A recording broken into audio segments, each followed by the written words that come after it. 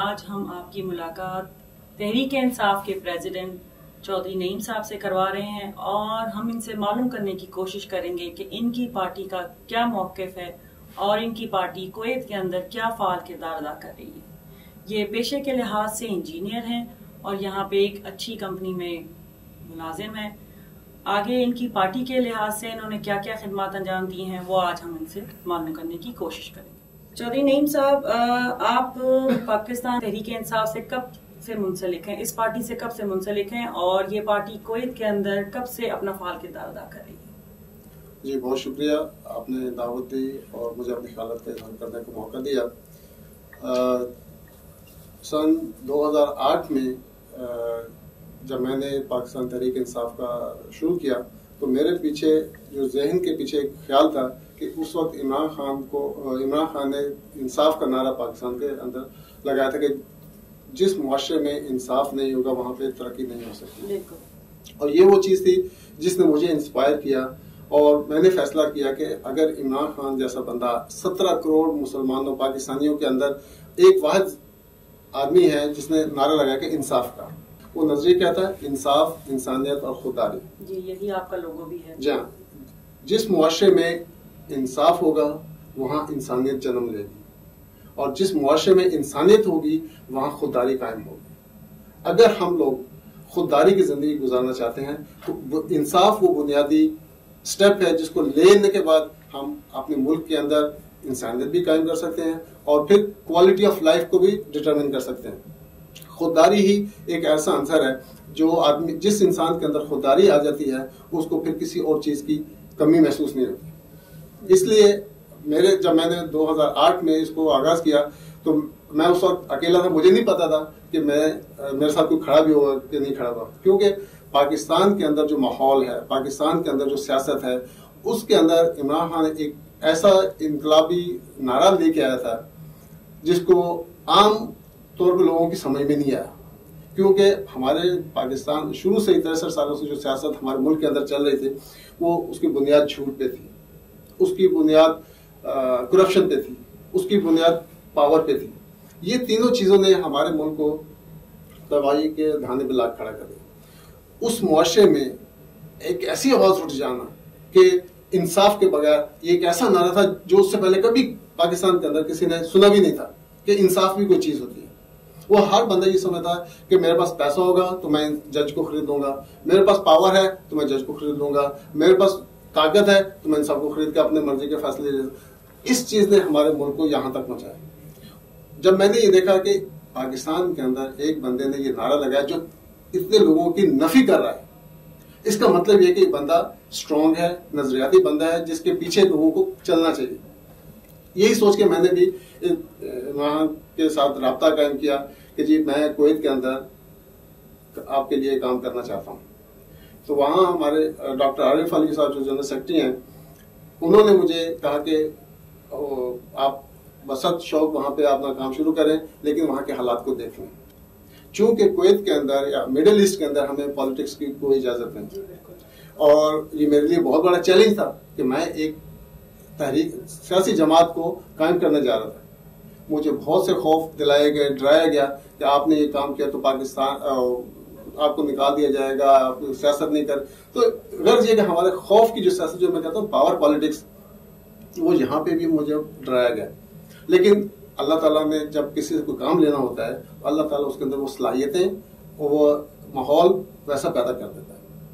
तो मैंने अपने दोस्तों से जिक्र किया कि मैं इस तरह से इमरान खान के साथ खड़ा होना चाहता हूँ और ये मेरा नजरिया इंसाफ, इंसानियत और खुददारी। मैं समझता हूँ सबसे पहले आदमी को खुद कन्विंस होना चाहिए कि वो क्या चाहता है। आप जब तक खुद सोचेंगे नहीं, आप अपने फैसले नहीं करेंगे। जब आप अपने फैसले नहीं कर सकते तो आप उसी तरह जैसे भेड़ बकरियां, एक चरवाहा एक बकरी को हाँकता है तो सारी बकरियां उसके पीछे पीछे चलना शुरू हो जाती हैं। तो सियासत में मुझे आना चाहिए। सियासत एक वो ऐसी चीज है, इसमें जब तक तमाम पाकिस्तानी सियासत का हिस्सा नहीं बनेंगे हम इस गंद को नहीं निकाल सकते। हम अगर अपनी सियासत को देखें तो हमने पावर पॉलिटिक्स को देखा है जिसने हमारे मुल्क का बेड़ा गर्क किया हुआ है। हम इंसाफ के नाम, इंसाफ के बेस बनाते हुए एक मॉरल पॉलिटिक्स का कल्चर पाकिस्तान में इंट्रोड्यूस करना चाहते हैं। मॉरल पॉलिटिक्स से नईम साहब आपकी क्या मुराद है?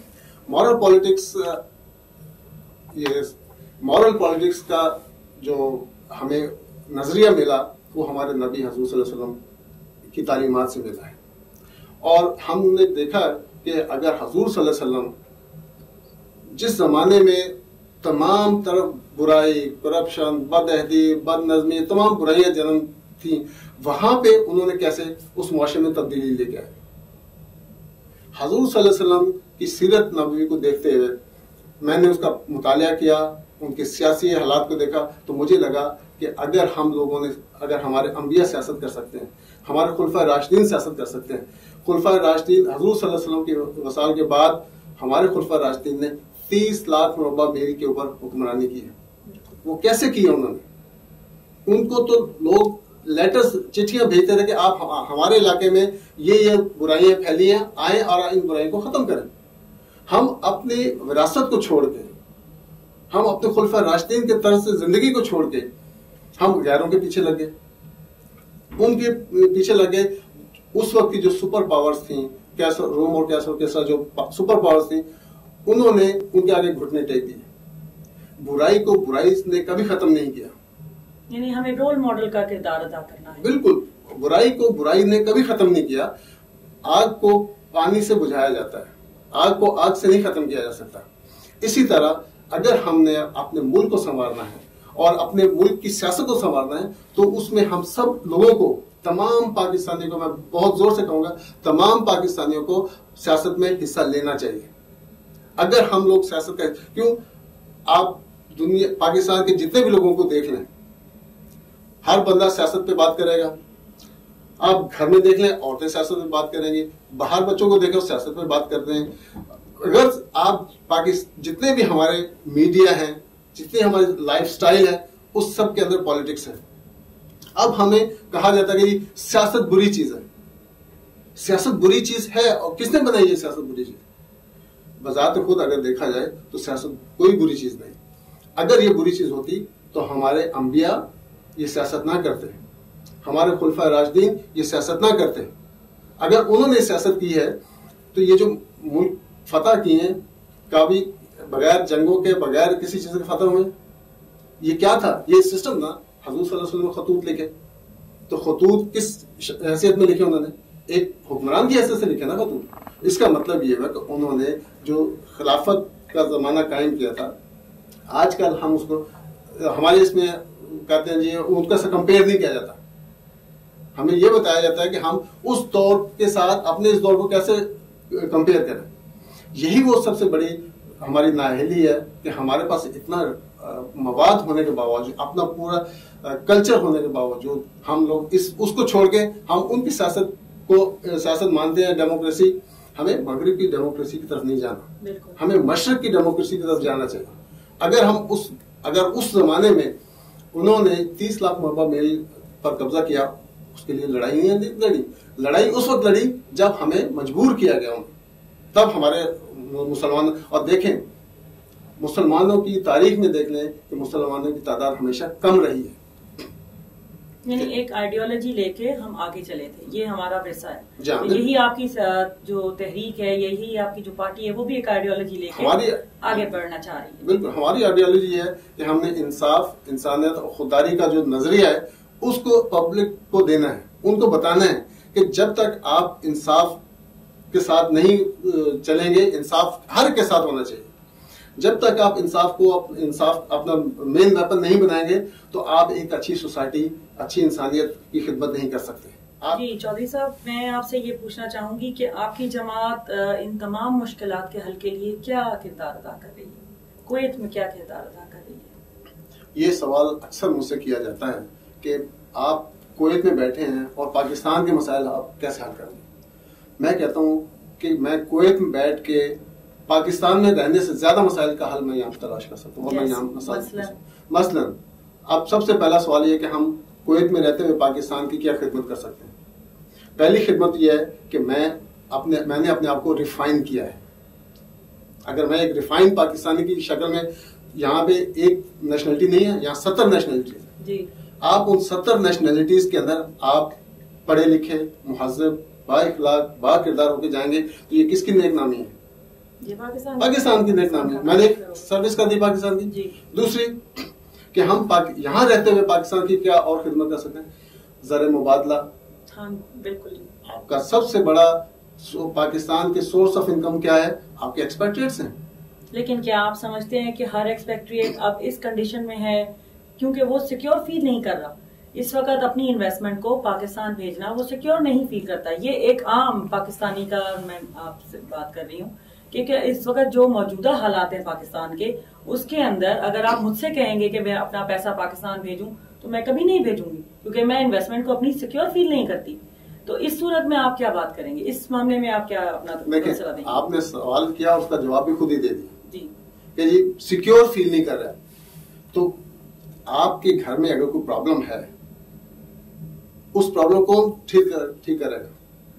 ये मेरे घर का प्रॉब्लम है कि मेरे घर में आग लगी हुई, मैं अपने घर की आग को बुझाने के बजाय मैं दूसरे पड़ोसी की आग को बुझाने चला जाऊं, ये कहां की अकलमंदी है? मेरे घर में गंद मचा हुआ है, उस गंद को साफ करने के लिए मेरा पड़ोसी आएगा। तो क्या आप समझते हैं कि हर पाकिस्तानी अपना इन्वेस्टमेंट अगर पाकिस्तान भेजेगा तो उससे पाकिस्तान की मैशत पे अच्छा असर पड़ेगा? यकीनन उसका असर आज तक जो पाकिस्तान सरवाइव कर रहा है वो मेरे और आपके पैसे के ऊपर सरवाइव कर रहा है। लेकिन हमें वो खौफ जो है वो हमारी हुकूमत की तरफ से हमें खौफ है, हमें इनकॉम्पिटेंसी का खौफ है। तो इसमें आपकी पार्टी ने क्या किरदार अदा किया कि हम ये इतना सिक्योर फील करें कि हम ये इन्वेस्टमेंट पाकिस्तान भेजें? उसका हल ये है, जब आप वोट दे के हमारी पार्टी को ऊपर लेके आएंगे, हुकूमत में लाएंगे, तो फिर आपको पता चलेगा अच्छे और बुरे में फर्क क्या है। इस वक्त हमारे पास कोई कंपैरिजन नहीं है। इस वक्त सारे ही बुरे हैं और हमें ये कहा जाता है कि आप कम बुरे को सिलेक्ट करें। बाबा, ये 15 साल पहले तक तो एक सिनेरियो था कि हमारे पास कोई बहुत बड़ा चोर है, उससे कोई छोटा चोर है, कोई थोड़ा चोर है, हमें कहा था कि इसमें से चूज करो आप। तो जो हम समझते थे कि जो सबसे छोटा चोर होता था हम उसको इलेक्ट कर लेते। तो इस सिलसिले में आप समझते हैं कि मिड टर्म इंतखाबात आपकी पार्टी सही तौर पर डिमांड कर रही है इस बारे में? ये हमारी पार्टी की डिमांड नहीं है, ये तमाम लोगों की ख्वाहिशात की तर्जुमानी है कि मिड टर्म इंतखाबात होने चाहिए। मुझे बताइए कौन सा ऐसा पाकिस्तानी है जो नहीं चाहता कि उनकी हुक्मरान ईमानदार हो, नेक हुक्मरान हो, मुल्क की खिदमत करने वाले हों, लोगों को फैसिलिटी देना। ये किसकी ख्वाहिशात नहीं है? हर पाकिस्तान की ख्वाहिश है ना। देखिए, ख्वाहिश होना एक दूसरी बात है और उस ख्वाहिश को अमली जामा पहनाना ये दूसरी बात है। तो क्या ये इंतखाबात वैसे नहीं होंगे जैसे हर दफा हर दौर में होते चले आए हैं? नहीं, अब ये इंतखाबात वैसे नहीं हो सकते, होने नहीं चाहिए, हो ही नहीं सकते।